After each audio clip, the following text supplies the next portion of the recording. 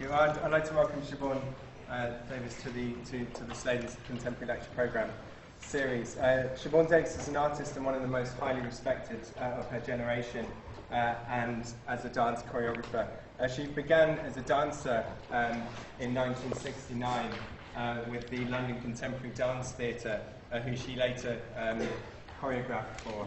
In 1987, she was a Fulbright Scholar travelling to America, and in the following year, in 1988, she set up the Siobhan Davies Dance Company, which in 2006 found its own home at a Reba Award-winning, fantastic building in Elephant and Castle. Collaboration with artists, architects, musicians, heart surgeons sits at the centre of Siobhan's work, and you're as likely to find her work in galleries, aircraft hangars, as you are in dance theatres. And I have to mention her new work, which is opening at the Barge House next week on the 4th, runs from the 4th to the 13th of November. And that's for commissions, and I'm sure Sue will say something about that. Thank you, Charlie. This is really impressive that I have so many faces in front of me. Thank you very, very much for coming. I thought I'd open this with a few words about the ingredients of what interests me in dance. And then I was going to put up a list of rather random titles and ask any one of you to shout out a title, and that I follow that title through, because it kind of gives a little bit of zip to me. Otherwise, there's 40 minutes of me droning on, and believe I get bored of my own voice. Whereas the zip of you choosing a particular category for me to talk about, they're going to be a bit random. You're not going to really understand them, but they'll keep me alert and they'll keep you employed, which I think might be a good idea. So I will briefly say that the 4 commissions, which are 4 dance artists working with 4 visual artists, and their work will be shown at the Barge House. What I asked of these artists was that they should come together. I paired them up. So I paired Henry Montes with Marcus Coates. I don't know whether any of you know Marcus Coates. You might ask me why I paired them, and I have to say it was a really strong intuition that these 2 men would, in fact, find a language through their very, very different use of languages, and that it could be very intriguing if they did. My request to the 8 artists involved would be that they should take time, and that they should pare back their understanding of what really mattered to them, take away the veneer, take away the presentation, take away the most recent piece, and try and get to the nuts and bolts of what really mattered to them as artists now. And from that moment, work together so that one would explain to the other where they were, so that the second could not ask them to compromise. Because once you understand where the other's issues are, it's very, very difficult for you to ask them not to behave according to those values. So that was the idea. Now, one of the dilemmas is, so what the hell are the ingredients of dance? And of course, ask any choreographer and they will be different. The areas of dance and choreography that fascinate me come from an idea of what is this material. So the artists amongst you are going to turn around and go, well, it's about the most obvious thing you can think about. But what is the material is also you. It's all you. The subject, the material is the subject and the object. So let's try and think, let me try and get you to think. Take a minute and work out what you did when you came into this room. Now just try and think for a few seconds, physically, exactly what you did when you came into this room. Can anybody give me an idea, give me a hint? Sit quickly.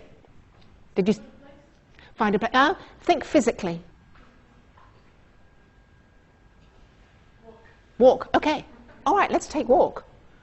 It's a miracle. You have these 2 tiny bit pads on your feet that you walk on.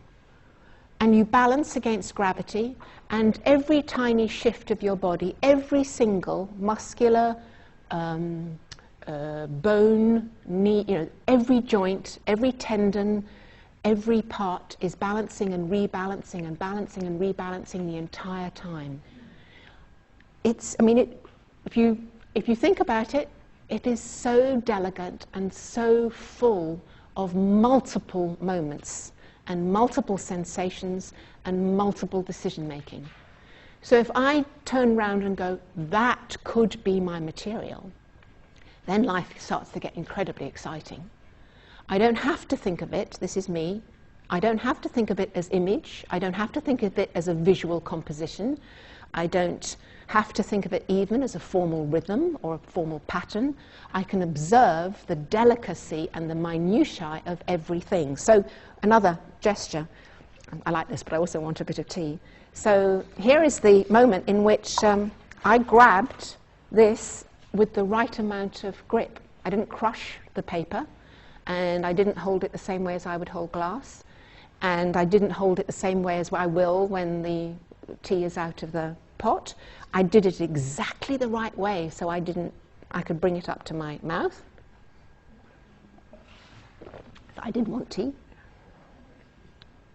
And as I drank, and the liquid passed from here to my stomach, my mouth, I adjusted the amount of hold that I had on this so that it wouldn't, that embarrassing thing where you pour it all over your lips on a Friday evening, but not on a Wednesday. So this is a tender proposition that one is dealing with the body, that kind of fine observation. So I'm not saying that I make loads of work about picking up tea. I actually have made a work about walking, but we'll look at that in a minute. So the material is how much can one observe the body in its sensual orchestration, not only from within, but then of course the next thing is how can I do that beyond? So I am this material, but this material inhabits air, inhabits structure, inhabits society, inhabits relationship. So before you know where you are, the subject is a bit large, but I just take a small slice of it. But just think of another thing. When you woke up this morning, you didn't even have to think, you knew where you were. You knew where your body was. That's proprioception.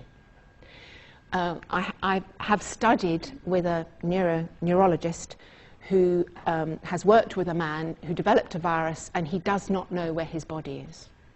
And if he wakes up in the morning, he doesn't know if he's on his, well, I suppose visually he can see it's on his hip, but visually he can work it out, but he doesn't have that thing where he knows his arm is behind his back. And as he doesn't do that, it's quite hard for him to lift that arm up and put it on the pillow and do this. He's had to learn how to do that. So if we kind of reverse how much you know, and if it is taken away, or if you question it, or if you dismantle it, what kind of creative state you can be in, you're kind of getting to the place which excites me, which is all of this possibility. So you go into the rehearsal studio, and you may want to make a piece of imagined movement. And when I say imagined movement, I'm saying the imagination allows you to go beyond the pedestrian and get into another kind of articulation. Okay, so what I'm doing now is not what you do every day of your lives, but it's where my imagination or my sensual responses or my feedback loop will start organizing movement in a particular way. So we go into the studio, and those are the kinds of things that we're trying to observe when we are in a learning practice. And we're in a learning practice quite often for several hours a day, in which you're trying to learn what this thing is and what you can do with it. And then, of course, you put various restrictions and possibilities and propositions to it to see how it could respond. And I'm just going to check on this so I don't go too wild. Okay, right. No, I think so let's go back to the 4 commissions just briefly. We had the artists This is because this is how I try and work with visual artists. We had the artist, the dance artist and the visual artist, and the idea is to create a mental or physical environment in which they can both enter into that environment and reveal to each other their practice, and each person can put forward the ingredients of their practice that they feel particularly intrigued about at that moment, or say, I'd like to look at that over the other artist. Can we bring this into this centre ground? And can we work through this idea, and can we see where it leads us? And I had no idea where it was going to lead me. And that was very exciting. So I'm now going to put it's not my forte, document. Okay, now I should be there. Okay. So these are the titles. And if anybody wants to yell out a title, can you read them? No? Okay. Snare drum, radius center periphery, handing it over, 1 minute strategies, physical states, curating a process, Tupperware. Does everybody know what Tupperware is? Yeah, I don't have to. Well, it's not terribly essential to the entire argument. Okay. Tupperware. Help. Okay. I was asked about maybe nearly 2 years ago by the Whitechapel Gallery to make a response to the Claire Barclay work, which was the Bloomberg initiation. What do you call it? The Bloomberg Commission, which is in that. Oops, sorry, I'm just about to drop my equipment. And I don't think I had made work as a response to an artist's work that was already made. So I asked a dance artist, Matthias Sperling, and if we could work together on this, and it was very much a joint effort. Choreographically, I don't tell people what to do. Absolutely not. We just work kind of feedback loop off each other, ideas, provocations, start, and the whole thing is a mix. So I asked Matthias Sperling, and I was going to say problem, and of course it wasn't a problem. She had made, to some extent, a scene with, this is Claire Barclay, yes, thank you. Charlie's been advised to keep me clear. The Claire Barclay is a bringing in of Whitechapel, the environs of Whitechapel into the gallery. So to some extent there are references to the crafts that were at work around Whitechapel before, hat making, brass making. There's references to street and to window, to earth. It feels like, to some extent, an abandoned scene. You're very conscious that human beings were here before you were, in activity. So then she and the Whitechapel Gallery asked us to make some kind of choreographic movement response to this. There were 2 other choreographic practice involved as well. And we were incredibly conscious of 2 things. One, that it absolutely couldn't just be arbitrary action wandering around this very, very extraordinary, full of detailed structure. 2, could we invite people to look at the structure for a longer period of time, because the live presence would engage people for a certain amount. Would they then avert their gaze and look more completely at the installation? People have a tendency to walk through installations very quickly. Sorry, that was me pinging. And then we were very conscious of the fact that many of the things that she made, like her hats, were hats that had started as a hat but had ended and gone somewhere else. They were a hat nearly but not yet. So could we sort of use that as a taste of what we would make? And we wanted to make something quite simple. And we wanted to be in a decision-making process all the time. So there was never a kind of beginning and end. In other words, the visitor would come in and go out, and we would be constantly there in a state of decision-making. So, is your cup empty? Oh, okay. Not yet, not quite. Okay. Is there? Sorry, thank you. I feel like a science professor. This is fantastic. So I'm going to turn these upside down, okay. So we got about 12 Tupperware cups, and we put them like that, and he rested parts of his body on these Tupperware cups so that he was just off the floor. And then the idea was that he would move, his whole body was on these cups, and he would have to consciously decide to move one cup here. So then he'd have to, I'm not going to do this, move the other cup underneath his leg, and then move one here. And so that his form was constantly in action as he moved the carpet of cups, the sort of archipelago? Thank you. Archipelago of pots around the room. And it took him about, well, he was there for 4 or 5 hours. He had to take a rest, because actually Tupperware cuts into you more than you think. And so this is very, what I don't want to do really is just sort of throw loads of images at you. What I'm trying to do is, Claire came into the rehearsal a great deal to discuss this with us, and our great nervousness was that we chose the Tupperware to begin with because we thought we'd come up with something a bit more frisky and a bit more sexy, and we didn't. The Tupperware was the best thing, and we were terrified that we were going to ask this rather well-known contemporary artist whether or not she would mind 12 Tupperware pots in her installation, and she didn't at all. And she told us the most incredible thing is that if she had made one Tupperware pot on her own with the skill that she would have to apply, it would be more costly and more complicated than any of the rest of her structure, which I found fascinating. It's because it's billions of made, it's cheaper.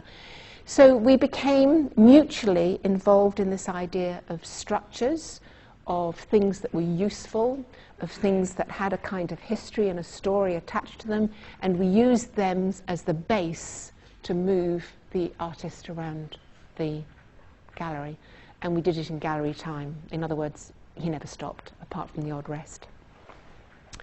Any questions about that? Have I been clear enough, Charlie? Yes.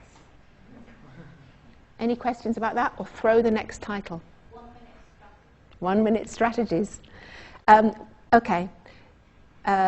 This goes to the Victoria Miro Gallery, a superb,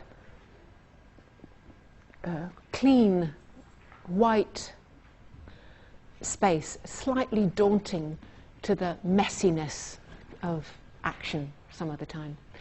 And I had got to know Victoria, and we devised a plot in which we would look at the word choreography, and she and I would collect work together from various artists across the world with work already made, whom they would agree would have a choreographic substance to it. So I'm thinking of people like Francis Alice, gave us a couple of very beautiful paintings, Yoi Kusama, I'm not going to remember everybody, Silva Moraes.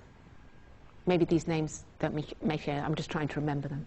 But she also commissioned 4 works from artists. So this was the first time I really felt that I was in engagement with commissioning visual artists and having to explain my reasoning for doing this and ask them to feel included and make responses. And they did ask me why I wanted to do it, and so there is an interest. Why move from the theatre and go into a gallery space? And I don't know that I have a perfect answer yet, but it has to do with my early opening statement, is if this is what I am fascinated by and it has such detail to it, surely I need the audience to be very close to me in order to experience that detail and possibly pass some of that detail back through themselves. And they're more likely to do that if they're in the same space, the same air, the same consciousness as the performer who is going through this detailed exploration. So this was, as I said, the first time in which we thought we would make work, and being in a gallery, the audience would arrive when they wanted and leave when they wanted. So we would be at work all day, and somebody might stay for 2 minutes and somebody might stay for longer.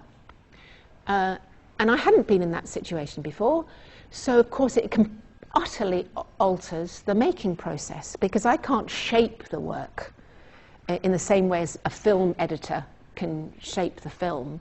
You know, you need speed at a certain point, you need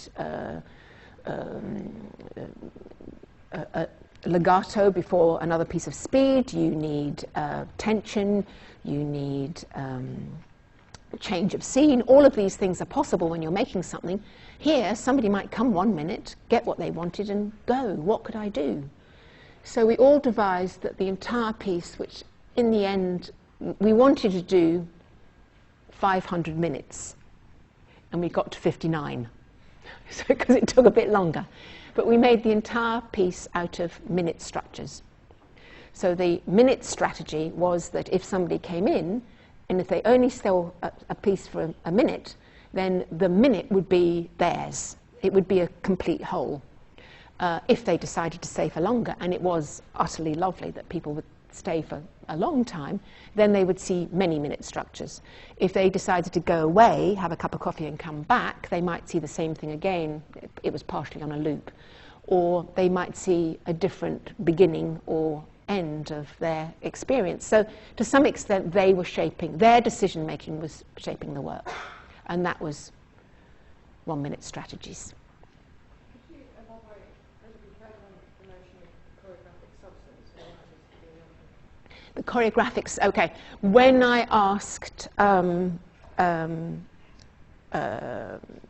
when Victoria and I asked the artists if they would, what was choreographic in their work? That's what you're asking, isn't it? One of the first conversations I had in this area of thinking was with the artist Francis Elise, and I asked. It was a series of interviews which I was going to document, and so he came, and I was a bit apprehensive. So I said, well, you know, I see the choreographic in your work. I don't know if you know his work, but it has a lot of action and activity, and he formalizes it quite a lot. And he looked at me and said, I don't see any, you know, absolutely not. So I thought, well, this is going to be a good documentation. And so we started to talk, and I started to talk about the body and the material, and he looked at me completely shocked, and he said, why do you always talk about the body? It's a person. And I then had to do this explanation about, well, yes, of course it's a person, but it's a person who is trying to find the detail. This is a long way of answering your question. Sorry, I realise that. But again, that made me think that a visual artist's response to the whole body is either the body as citizen, the person as citizen, the person in the place, in the realm, or body as object, if they put it in a gallery. Which is one of the reasons I felt that I had to have longer conversations with them about the qualities of activity and the qualities of our material. Going to your question, I would rather look at the 4 artists that were actually commissioned. So one was Conrad Shawcross. I don't know if you know his work. It's just exquisite, exquisitely made, mathematically honed, sort of dealing with territory in the oh gosh, God, his work's hard to explain. Sort of, can you do better? Quite physical sense. Well, it's a very, yes, it doesn't have human beings in it. It has structures that work on mathematical concepts and architectural concepts and things further than the mind. I'm sorry, I'm not doing him justice. I'm just not alert enough for it right now. But his response choreographically was the space that we inhabit, and how is that space altered by action. And he created a cage in which there was a light on an arm that had the ability to go through certain tracks and the arm would change.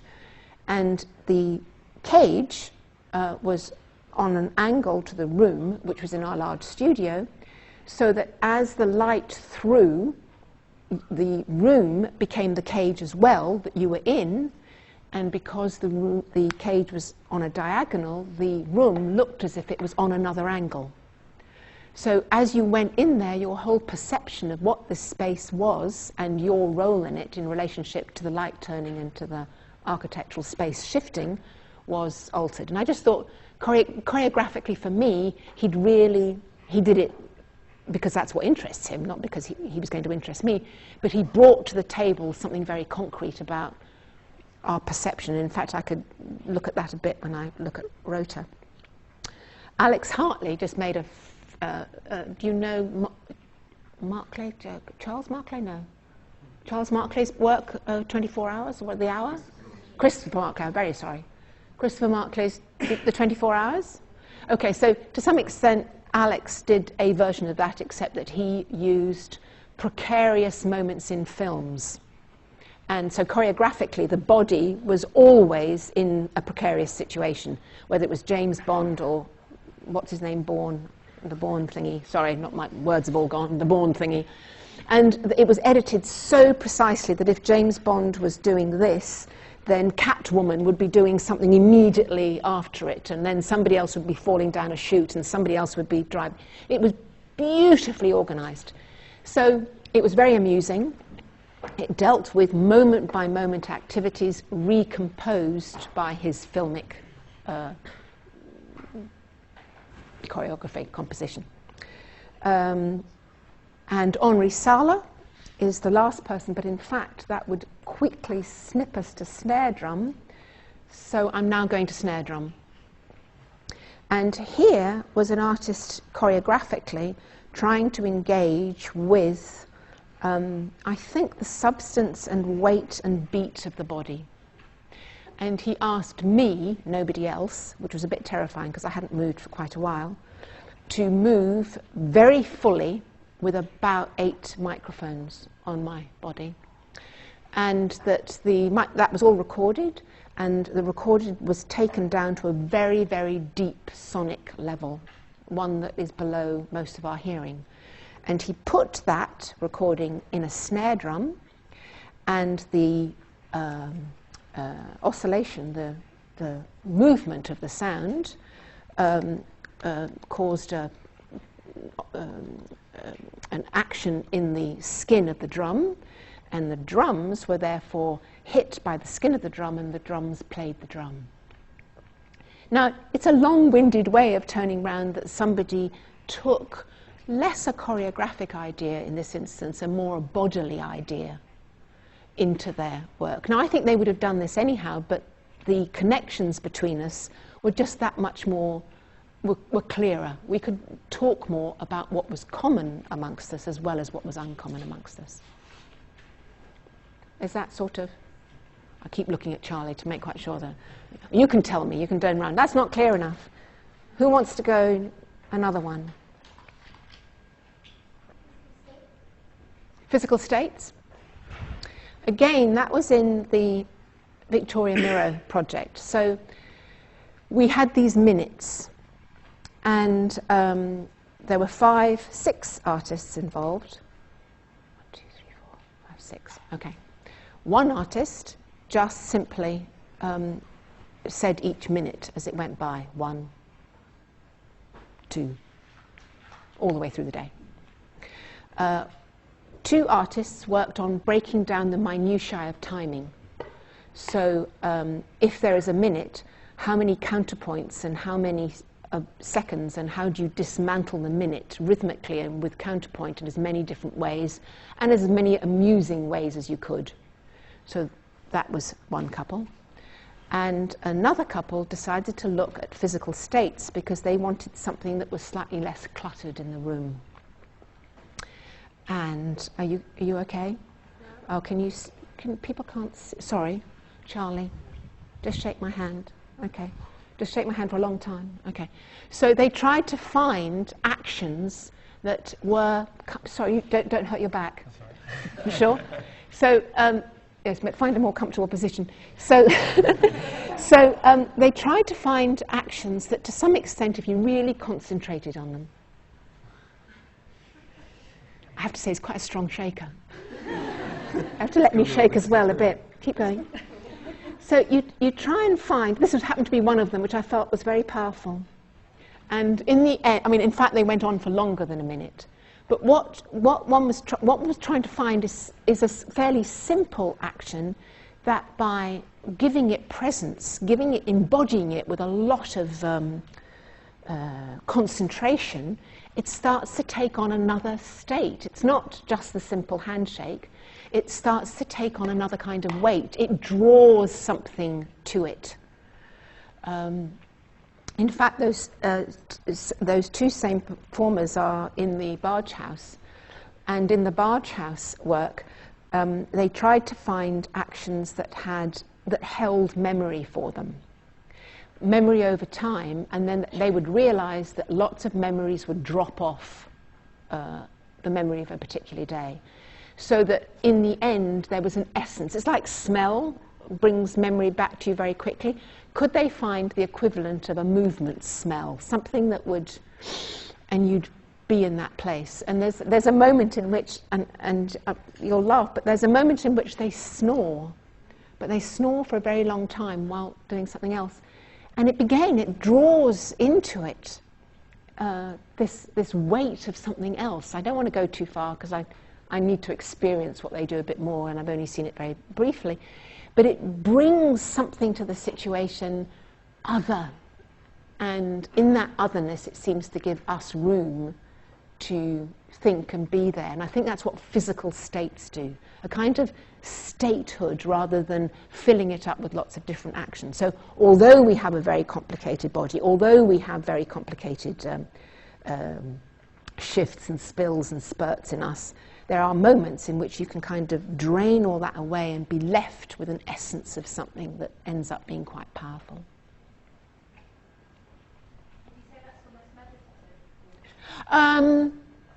Is that meditative, the question was? No, but I'm not quite, but it's a good, I think it's more about directed concentration, which of course you could say is meditative, but I think it's performative. And I wouldn't necessarily say meditative would be. I think it's definitely to hold somebody else's attention. Is it hypnotic? Well, I mean, you can certainly see there were, members of the audience that were going, when are they going to stop? But you'd go through one of those moments, and then after a while you'd re-engage because you're going, my God, they're going to go on. And they're going to go. So I don't know what it does. Does it draw something out of our thought process which holds our attention? In other words, in a performative state, I know I have felt in the past, oh, this is boring, I must make something interesting. Whereas if you could make something interesting in the first place, maybe you could stay with it for longer. So I suppose the idea is, how can you make the thing interesting in the first place that you can stay with it for longer? I have to look at the watch as well. Okay. Any other ones? Curating a process. Okay. Curating a process. Goes back to the four commitments. Who asked that? I didn't look at you. Sorry. Curating a process really spills out of the idea of I'm not the choreographer in the four commissions. And because it involved visual artists, then people say, oh, well, you're the commissioner. It makes me sound as if I'm in front of a hotel. Or a curator, and the word curator's has problems attached to it. I believe in that. I mean, there are moments in which there's a lot of debate in the visual art world about what the power of the curator. And to some extent, I was trying to disassemble power. I was trying to say, I don't have to be the nominal lead on this. I can actually ask artists whom I respect, the dance artists, whom I know very well. I respect the other artists, but I know the dance artists. I respect them so completely, I want them to be at work. I want them to make. So I think what I've worked out is I didn't just step off and go on holiday. So I was trying to, what part of my process would enable them to do the work without compromise, and to do the work without necessarily having to think about all the other ideas that you have to have when you're a maker. So I think by asking them to take time, by asking them to pare back, by asking them to reveal, by asking them to question and occasionally coming in and helping them question, not directing the questions, in some ways I was trying to curate a process rather than to curate the outcome. I had no idea, and I didn't want to have any idea about what they were going to produce. They had no idea about what they were going to produce. They were going, we don't know, and we were trying to find a space for this to be in. And I just had, was it going to be a small gallery? Was it going to be a big place? How many rooms? It was very late on that we worked out what they were going to be. And I found that thrilling, but it meant that in that sense I wasn't, in the curatorial sense of being a director of the whole circus, then it was something I didn't want to be. If it was that I could help curate a process which would allow artists to make the thing that was vital for them at that moment, then that felt more pleasurable. And it seems to have worked. I've got a few more minutes before we're good. Have I done it now? Oh, it's okay, so now I've got to go to rotor, but now I've lost rotor. It's done now. It's on the bottom. Sorry. It's done now. Last thing, and Do you then... want to run this? Yeah, let's... Yeah. Okay, so again, just to... Or you might not want... No, you don't want them loud. You don't want them loud. Okay. So this was a work called Rotor. That's our dance studio, architected by Sarah Wigglesworth. To some extent, the first great partnership, artistic collaboration ever. To have somebody architect a place for you is, it's bloody amazing. So, Rotor, I wanted to make a small something, which was that these four people would walk in a continuous circle. That's it. That's what they did. We got together. I won't tell you why we got to this place for the moment because it's too long, but we got together to walk in this circle. And we walked in a circle. This is a slightly different part of it. We walked in a circle for like an hour. Now, you can get into fours tomorrow and do this. And you have to stay in the line, and the person in the middle has to stay in the circle. And after an hour, you go into some kind of loop. You think you're on drugs. You think the world is moving and that you are still.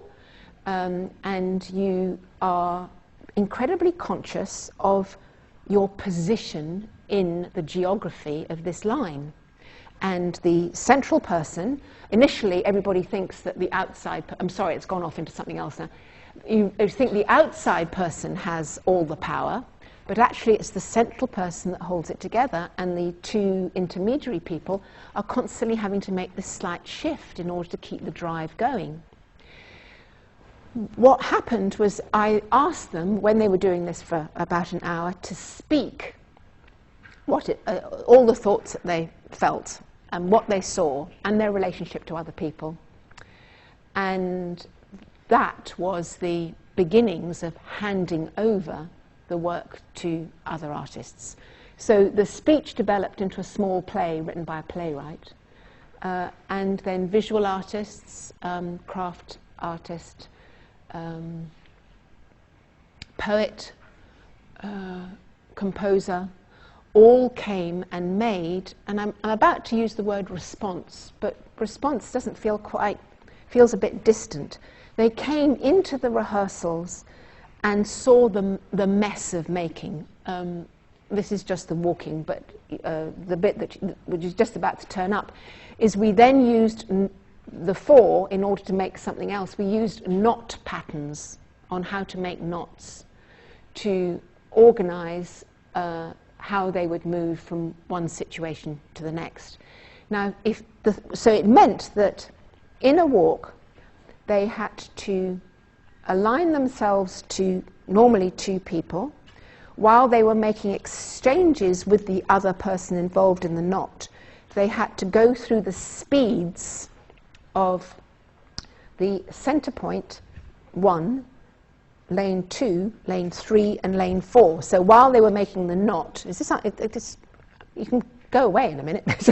You'd have to move fast if you were in lane 4, move at a different space if you were in speed in lane 3, move fast again if you were in lane 4, change to 2, change to 1. So you had a geographical problem, a speed problem, and a pattern problem, all to achieve at the same time. They nearly fired me. But it did mean that, again, just looking very simply at the walk leads to, the person leads to, the community leads to all these other potentials and dynamics and questions, and it became one of the most intriguing projects I ever done.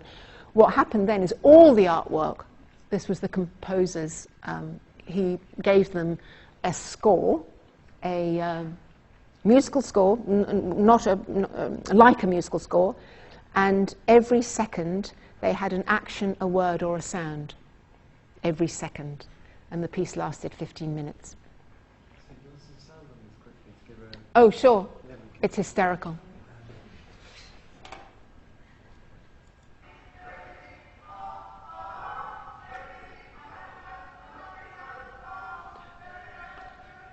Well, okay, well, it doesn't help you very much, don't worry. What?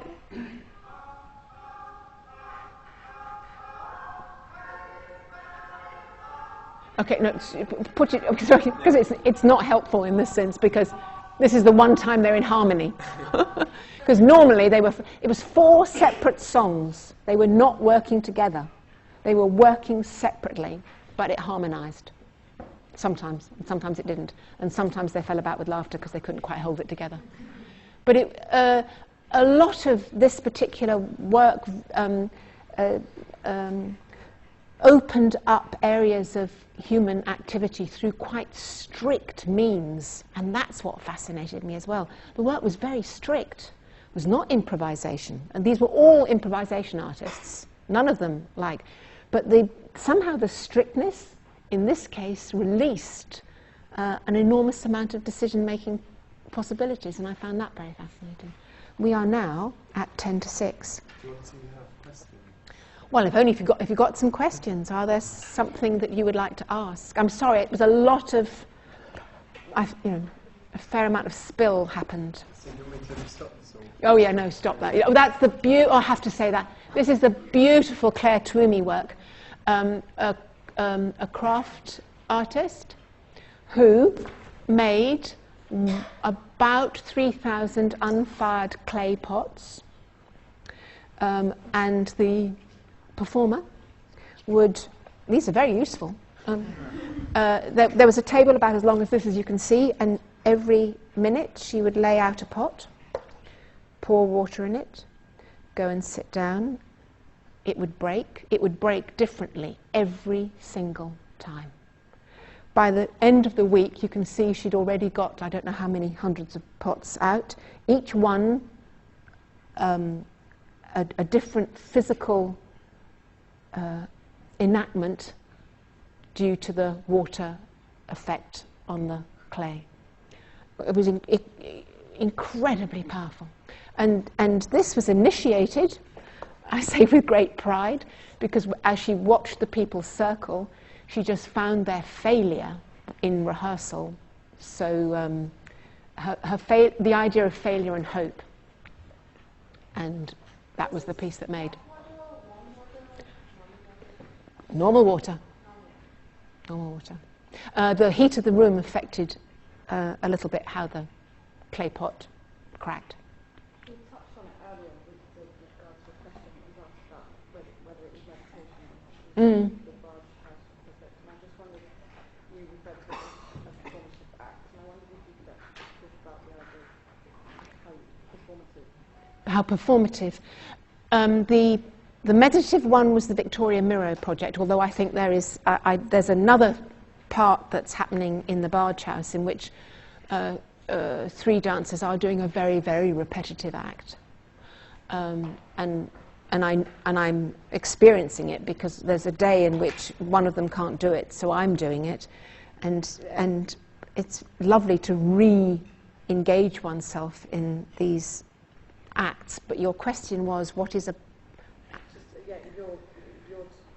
notion of a performative? Or what makes it different from the meditative? I suppose the meditative position is for yourself.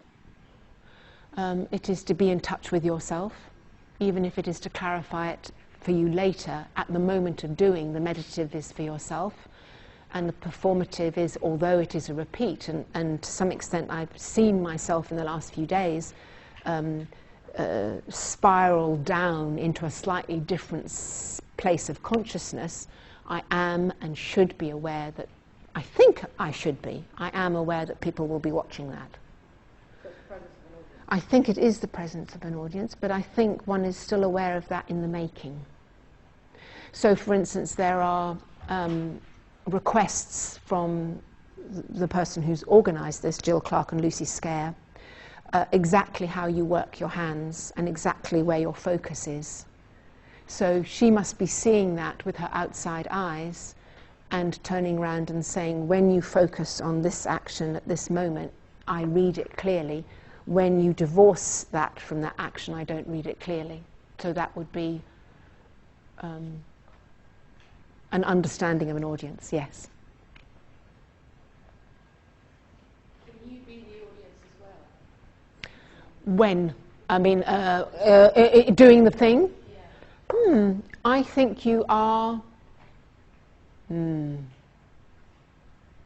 I think in the making process, in the rehearsal process, you need to slightly divide your attention between trying to find the action that is real, observing that, feeling that action, and testing it. When you are performing it, you must abandon that and be the thing. And, well, you know, you must just take the word must out. That's, my definition is you'd need to be the action, not observe it at the same time. Then you could turn around and say, well, how do you judge performance? Part of you is still testing it, I suppose. But I know there have been performances where I know the absoluteness of the action, and there are times in which I know most of the absoluteness, but I've just been on the edge of it and looked back at it. And I'd rather not be in the second place, I'd rather be in the first place. I think it's the first time, or almost the first time, I hear someone talk about the body not in relation to identity politics. I really enjoy it. I mean, I understand it. For you, it's a tool and it's a medium and it's a subject without being an identity. But how do you think if your work being interpreted or being a false interpretation of identity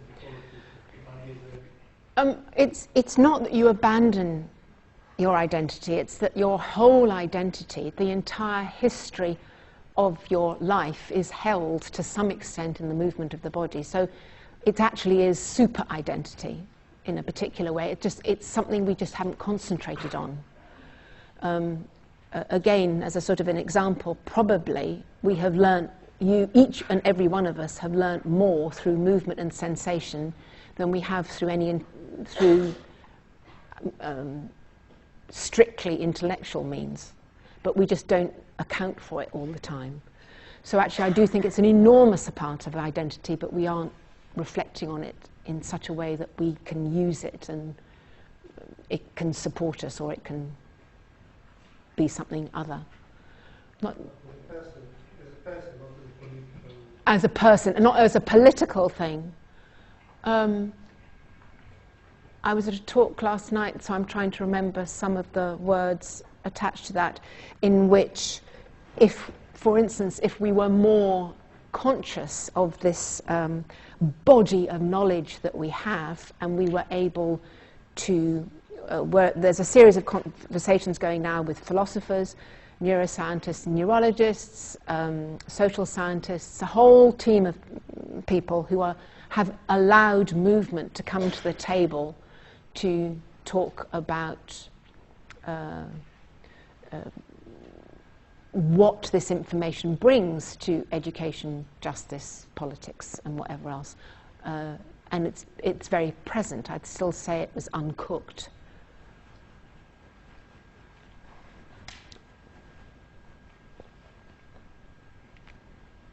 All the dancers that you work with, are they all from a highly trained ballet background? Are they all trained from a highly trained? Are they?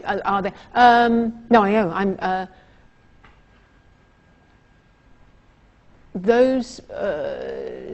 One woman is a circus artist, and the other three are improvisation artists. And I think the woman who's a circus artist has had a quite long series of different learnings, and the other three haven't. They've come up mostly through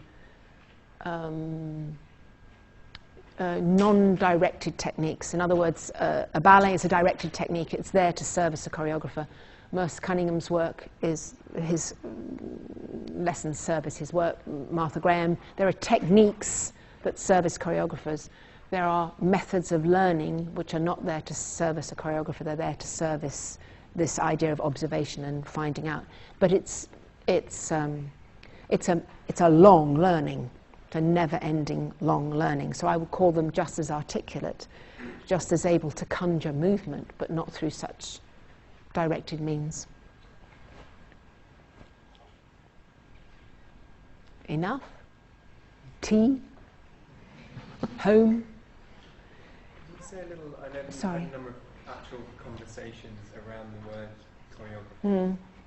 Is there, in terms of the scope of people that you've talked to and offered that as a word or a starting point for a conversation?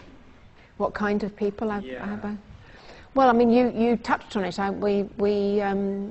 We've taken that word choreography and we asked, the first initiation was to ask 6 people from different disciplines to come and watch rehearsals and just give us feedback from their particular perspective.